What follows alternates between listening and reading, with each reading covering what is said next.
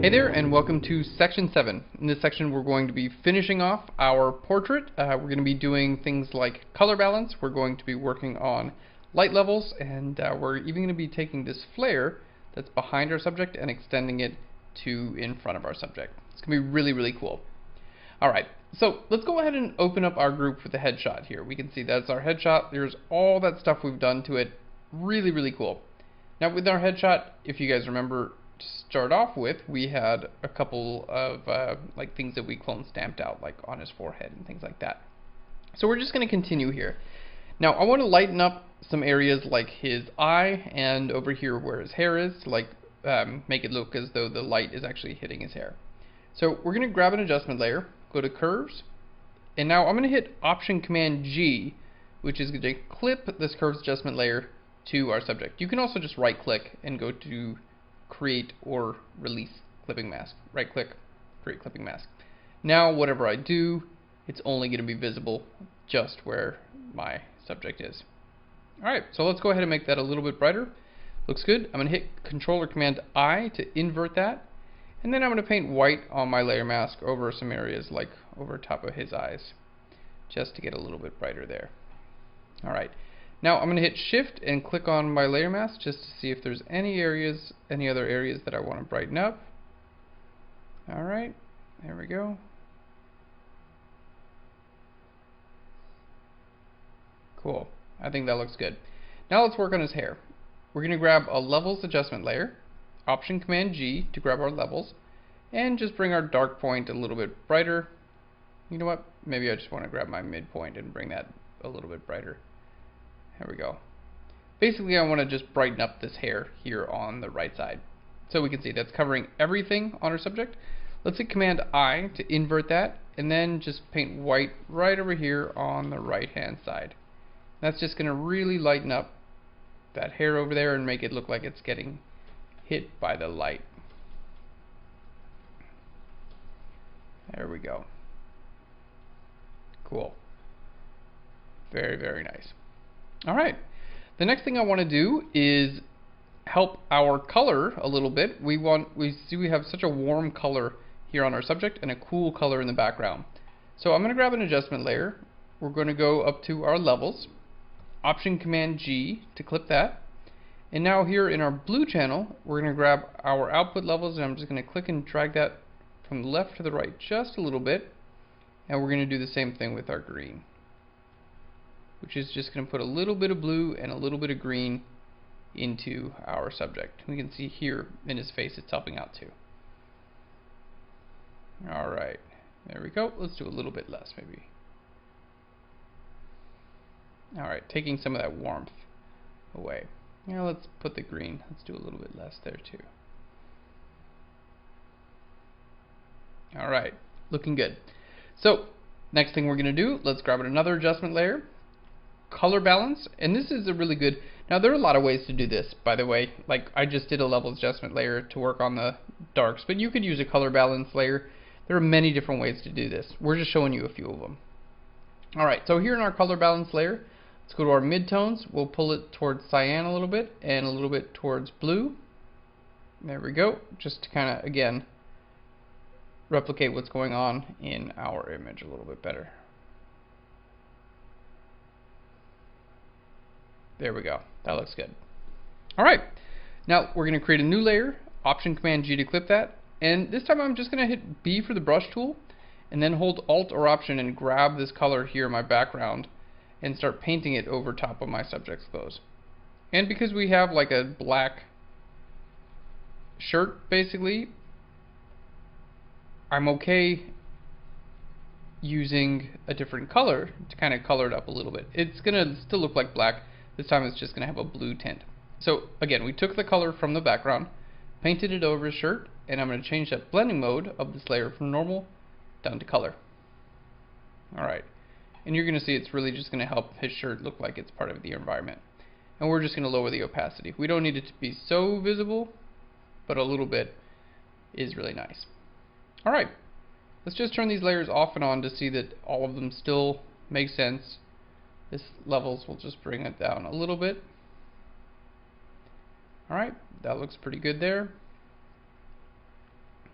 Alright, and this maybe we'll bring down a little bit as well. Alright, so you can see like pretty quickly we went from that to that, and it really does look as though things are blending together much better. Alright, let's go ahead and close up our headshot group. We're going to make a new layer, Command G to group that with itself, and we'll just call this Final. Now, on this layer, I'm going to grab the clone stamp tool. So S for the clone stamp tool. I want to make sure that I'm sampling the current and below. So it's going to sample this layer and everything below it. And I'm just going to hold Alt or Option, sample right here, and then paint right up in this direction here. Basically, I'm going to take one of these like little light streaks from the background, and we're going to make it look as though it's over top of my subject.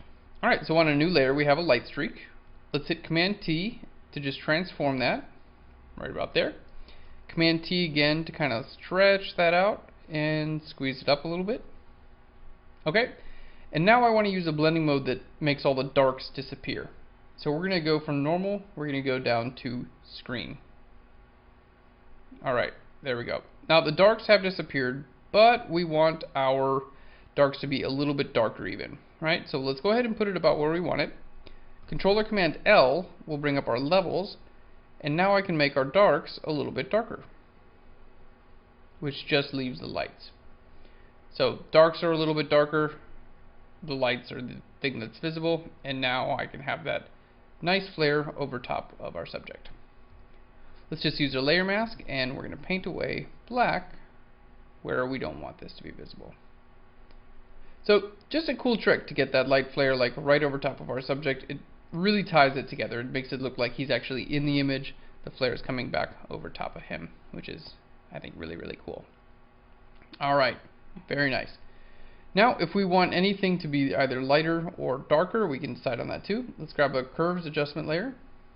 Just drag this down a little bit more. There we go. Command I on that layer mask to invert it.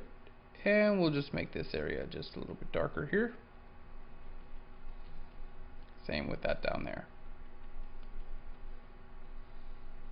Alright, just darkening up the edges a little bit. It's just going to help draw a little bit more attention to this area here, which is what we want. Alright, looking good. Now we're going to add a little bit of sharpening to our image. We're going to do this by creating a stamp visible layer. So let's create a new layer, and then we're going to hold Shift, Option, and Command and hit E, which makes a stamp visible layer. This is basically just one layer that's a copy of everything you see. So you can see on one layer we have everything. Alright, now we're going to change our layer blend mode from normal down to overlay. Okay, we're going to desaturate it by hitting Shift, Command, U. Desaturating just helps with color whenever you use a high pass filter, which is what we're going to do. So again, make a stamp visible layer, change the blend mode to overlay, Shift Command U or Shift Control U to desaturate it, and then we're going to go to filter, other, and over to high pass. Alright, cool. And this serves as our sharpening. So we can choose a radius now that allows us to sharpen our image. Now, too far and it's going to look really bad. Too little and it's not going to do much. In this case, we'll do something right about 8 pixels. That looks pretty good. So let's just zoom in and see what that did. Let's make this invisible and then back visible again. And you can see it does a nice job of sharpening. Now in this case, I don't really need to sharpen everywhere. So I'm going to hold, let's make this visible. I'm going to hold Alt or Option and click on my layer mask, which makes a black layer mask. And then I'm just going to paint white over areas like the eyes to sharpen those areas. We really don't need everything to be sharpened, just where we want to draw attention to, like the lips and things like that. Alright, cool. So we can see that just like brings a little bit more. And if you want even more effect, just hit Command J to duplicate it. And there we go. Yeah, that's cool. Just a little bit more more pull in that area. Alright, cool. Now we're going to grab one more color balance adjustment layer. Here in our midtones, we'll pull those towards yellow and towards red. Alright, let's go a little bit more towards the yellow side. Alright, there we go. And we're going to hit Command I on that layer mask. And then I'm just going to paint white here on our image. In some areas I think could use a little bit of that color.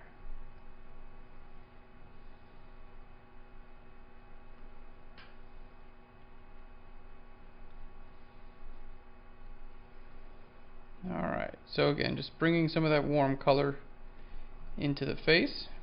Let's just turn this off and on. Into the face, especially around those areas that we have a nice glow in.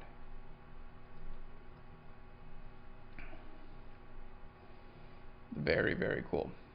Alright guys, well, we're really, really close to done. Let's see. The crop, I'm going to hit C for the crop tool, see if we like our crop pretty good. There we go. Sometimes you can bring this up and get rid of some extra information that maybe we didn't need. And let's bring this in from the left a little bit. Yeah, you know, I like that where it was actually. Alright, cool. Let's bring that down a little bit more. Beautiful. Alright. Let's hit enter, and there we go. This is our parallax headshot as soon as that crop tool is done. It is so cool, guys. Alright, let's take a look at our layers. We'll go right back through it once more. Okay, so we started off with our background, which we made basically from a color fill layer.